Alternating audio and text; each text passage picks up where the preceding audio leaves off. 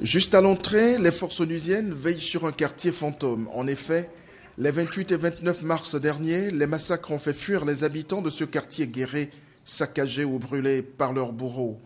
Aujourd'hui, ceux qui ont pu échapper au massacre n'y reviennent que temporairement, mais la peur au ventre. On a peur de sortir. Les Onusiens aussi sont là aussi.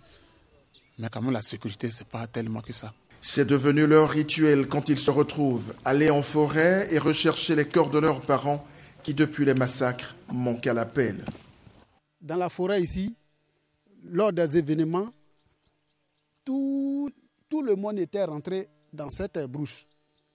Et quand nous sommes ressortis, il y a beaucoup qui ne sont pas encore rentrés. Et de nouveaux corps, ils en découvrent très souvent, comme ce matin.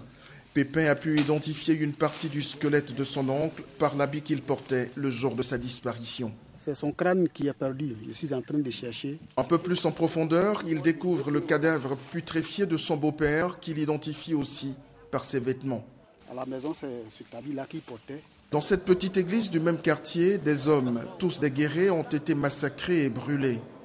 Mais la présence des mêmes douilles de balles du fusil calibre 12, ici comme en forêt, 2 mois après les massacres, interpelle. Ce fusil, c'est l'arme des chasseurs de la confrérie d'Ozo.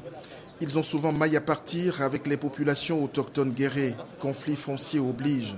Le dernier rapport de l'ONU sur les massacres de Douekoué les a également épinglés.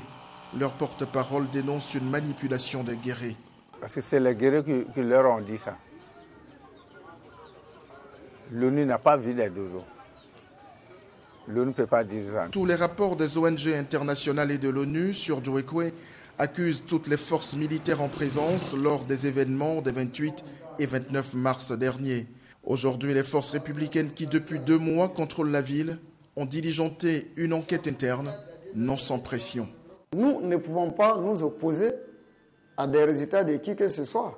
Chacun est libre de donner le résultat qu'il veut, mais pourvu que ces résultats reflètent la vérité. Connaître enfin la vérité et punir les auteurs de ces exactions. Mais il y a des blessures que le temps peine parfois à cicatriser.